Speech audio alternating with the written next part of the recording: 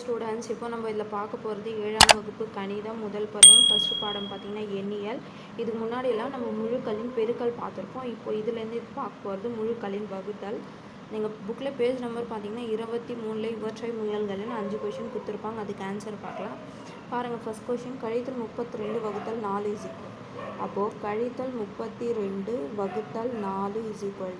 ஒரு நாள் 4 8 32. அப்போது இந்த கழித்தல் இருக்கிறதுனால கழித்தல் 8ன்னு வரும் இதுக்கு ஆன்சர். அப்போ இந்த டேஷில் கழித்தல் 8. அதே ரெண்டாவது பாருங்கள், கழித்தல் 50 வகுத்தல் 50. அப்போது கழித்தல் 50 வகுத்தல் 50 இஸ் ஈக்குவல்டுனா 50க்கு 50 கேன்சல் ஆனால் அப்போ கழித்தல் 1ன்னு அர்த்தம். அடுத்ததுக்கப்புறம் பாருங்கள், 30 வகுத்தல் 15 இஸ் ஈக்குவல்டு. ஒரு 15 15 2 15 30. அப்போ என்ன வருது 2. பாருங்கள், கழித்தல் 200/10. ஒரு பூஜ்ஜியத்துக்கு ஒரு பூஜ்ஜியம். அப்போ எவ்வளோ மீறுது? கழித்தல் 20. அதுக்கப்புறம் பாருங்கள், கழித்தல் 48/6. ஓர் 6 6 8 6 48ன்னு வரும். அப்போது ஆன்சர் கழித்தல் 8. அப்போ இதுக்கும் கழித்தல் 8 தான் ஆன்சர். புரிஞ்சுதுங்களா? அவ்வளோதான். கழித்தல் இருக்கிறதுனால கழித்தல் ரெண்டு கீழே மேலே ரெண்டுமே கழித்தல்னா கழித்தல் கழித்து கேன்சல் ஆகிட்டு கூட்டல் ஆன்சர் வரும்.